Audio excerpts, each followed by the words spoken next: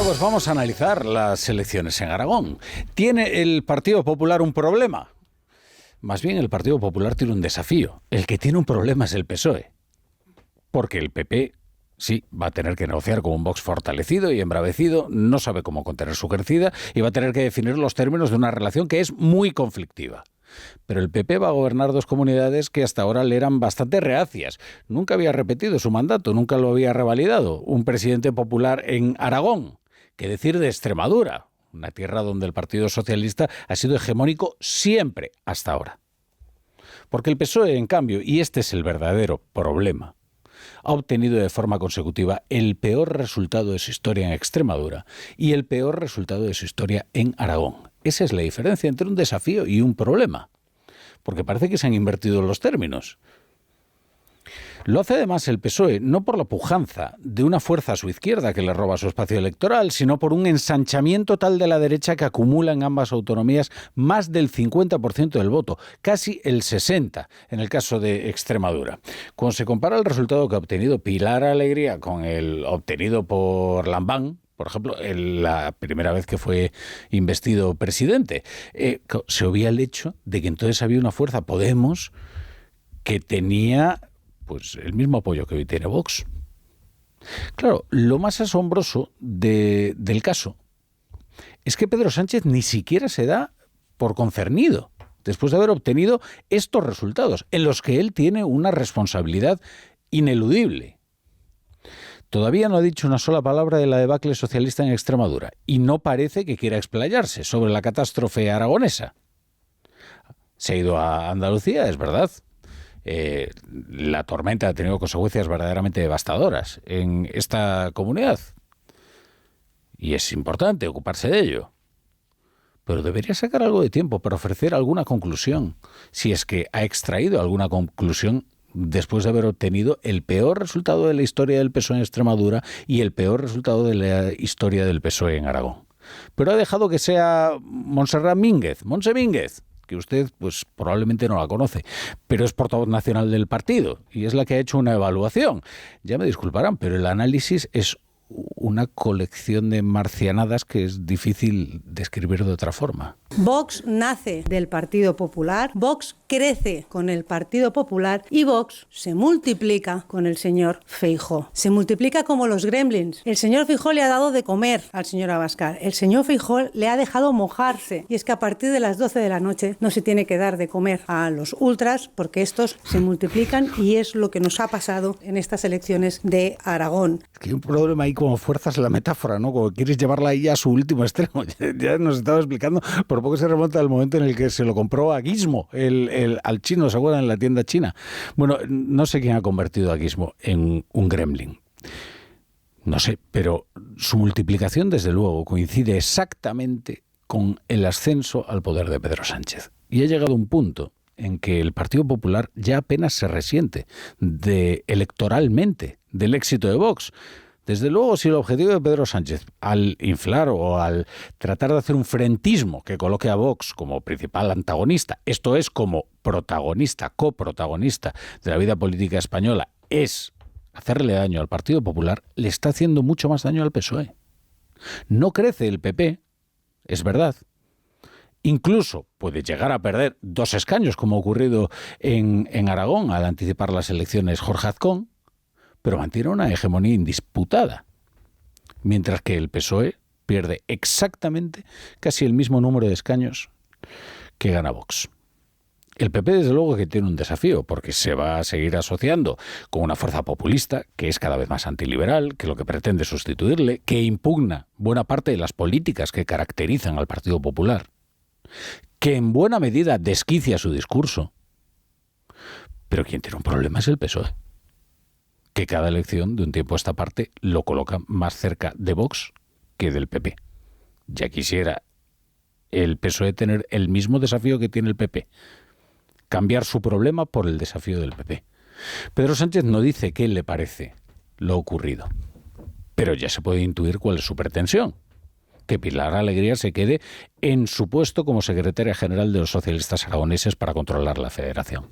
Y esto es quizás lo más humillante o lo más doloroso para los socialistas de base, para todos aquellos que aún siguen creyendo en su partido como una fuerza benefactora, que quizás no, cada vez es más seguro que Pilar Alegría fue impuesta como candidata en Aragón no para ganar unas elecciones, sino para controlar una federación. Así que Sánchez dilapida el poder real para poder conservar el poder orgánico, que es un signo claro de la decadencia de una organización.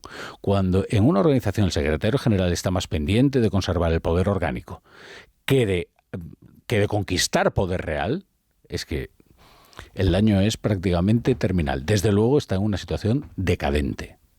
Escuchen cómo la portavoz de los socialistas pretende convencer de que el futuro de Aragón es Pilar Alegría. Tenemos a Pilar Alegría y lo ha demostrado con creces. La candidata Pilar Alegría se ha enfrentado a una campaña de acoso y derribo personal que pocos de los que estamos aquí seguramente hubiéramos sufrido.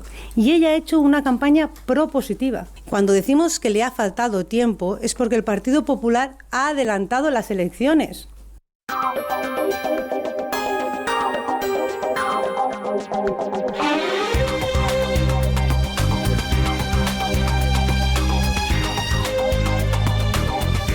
Las 8:07, las 7:07 en Canarias. Bienvenidos a La Brújula, si se incorporan a esta hora a la sintonía de Onda Cero. Pilar Alegría ha confirmado que sigue, Dice que su compromiso con Aragón es absoluto. Así que continuará en la oposición, continuará liderando a los socialistas aragoneses. No era una federación precisamente pacificada, la de Aragón.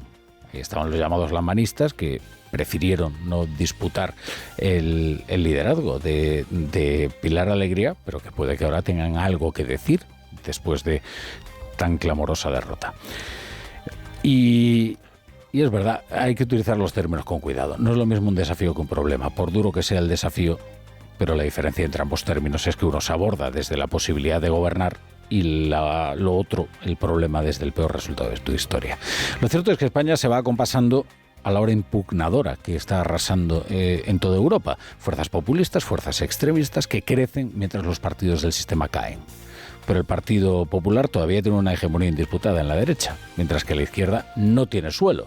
En eso, por cierto, se diferencia el Partido Popular de otros partidos conservadores europeos.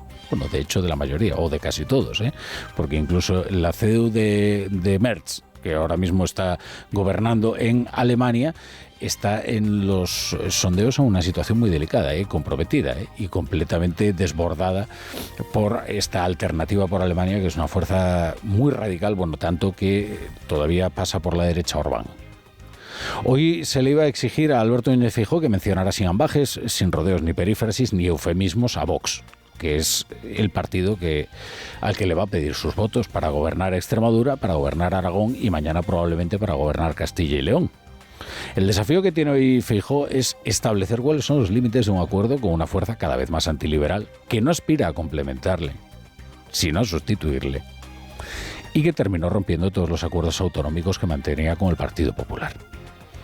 Feijóo ha hablado ante la cúpula de su partido, a la Junta Directiva Nacional, y se ha dirigido directamente a Vox, para que no bloquee los gobiernos regionales. No confundan un buen resultado siendo terceros con ser primeros.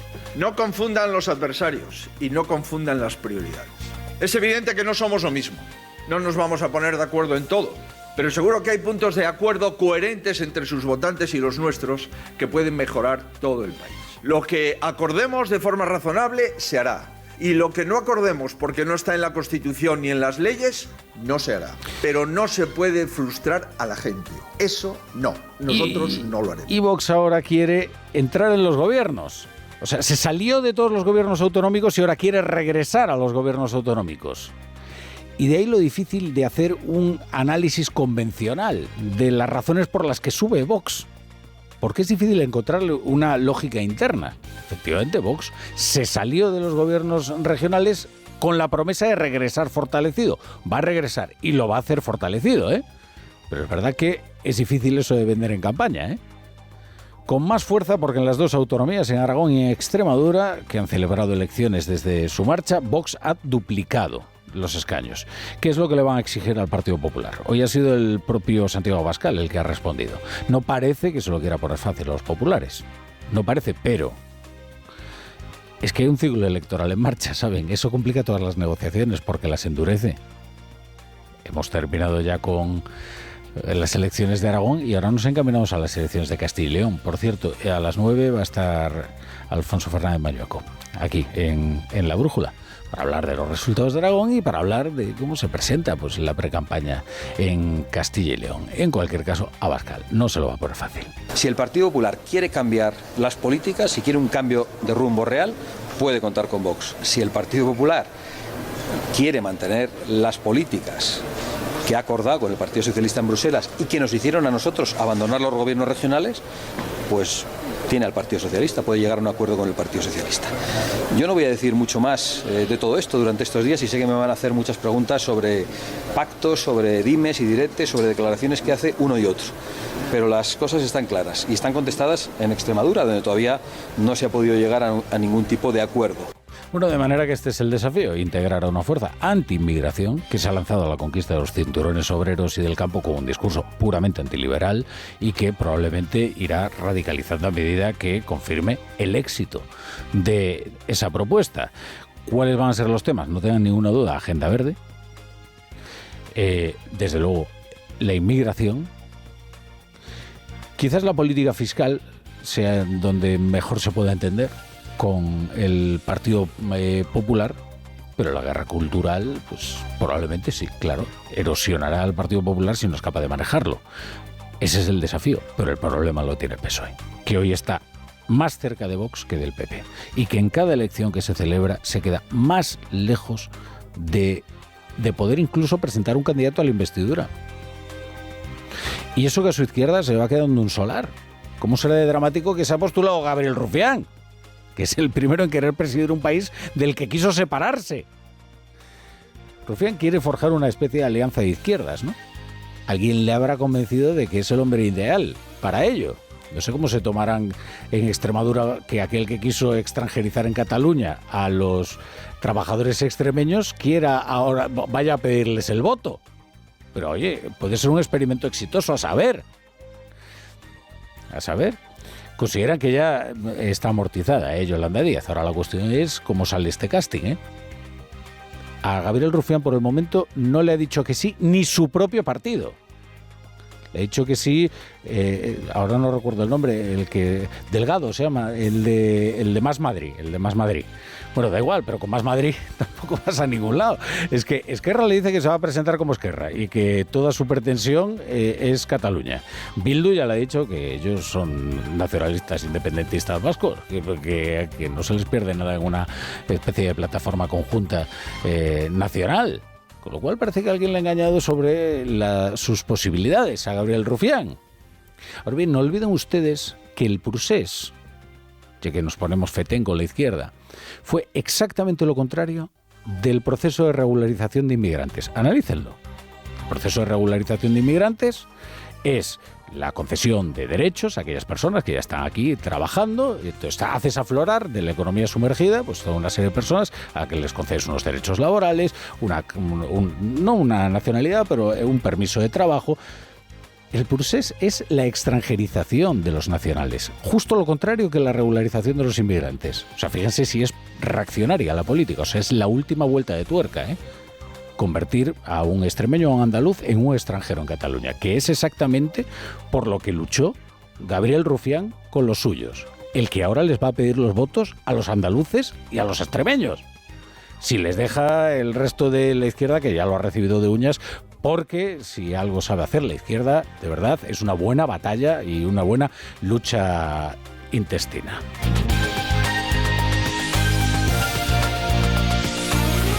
Aquí yo llevo esperando el tren, sin mentirte, casi una hora ya. No pone nada, no ha salido nada. Sube, baja, corre, ven, busca, ves movimiento. Bueno, pues a la sexta la huelga ha quedado desconvocada. A la sexta reunión. Los sindicatos mayoritarios de maquinistas han tomado la decisión, después de arrancar una serie de compromisos a transportes, en la sexta reunión que mantienen con el Ministerio para tratar de evitar los paros, ya para paralizar los paros que estaban en marcha, valga la contradicción. El compromiso, Adif Alta Velocidad va a aumentar un 44% su gasto en mantenimiento hasta alcanzar los 629 millones en 2030. Y eso es lo que puede aportar algo de seguridad a los maquinistas que dicen que ahora trabajan en condiciones de inseguridad. Ese es el compromiso, una de las principales inquietudes en materia de seguridad de los maquinistas, que era una mayor inversión en gasto de mantenimiento que se irá incorporando paulatinamente hasta el año 2030. De manera que se descuelgan de la huelga SEMAF, Comisiones Obreras y UGT, y ahora se mantiene la CGT, que dice que no va a cejar en la protesta hasta el miércoles. Desde esta misma tarde debería ir normalizándose el tráfico ferroviario, pero la verdad es que sobre todo los que más escaldados están, que son los usuarios en Cataluña, no tienen ni siquiera fe de que mañana se encuentren ante un día normal, de tránsito normal, convencional, previsible en el transporte ferroviario. Hoy, desde luego, fíjense lo que ha sido un día de paros y la afectación ha sido para 1.300.000 pasajeros. Es decir, que se habrán cancelado unos 1.000 viajes. Y esto en tan solo un día de paro. Mañana, esperemos, les contaremos cómo se devuelve a este transporte, no a la normalidad, sino a la cotidianeidad, porque la cotidianidad no es precisamente normal en el transporte ferroviario ahora mismo en España. En Onda Cero, La Brújula, Rafa La Torre. Me tienes contento. Este año te has pasado.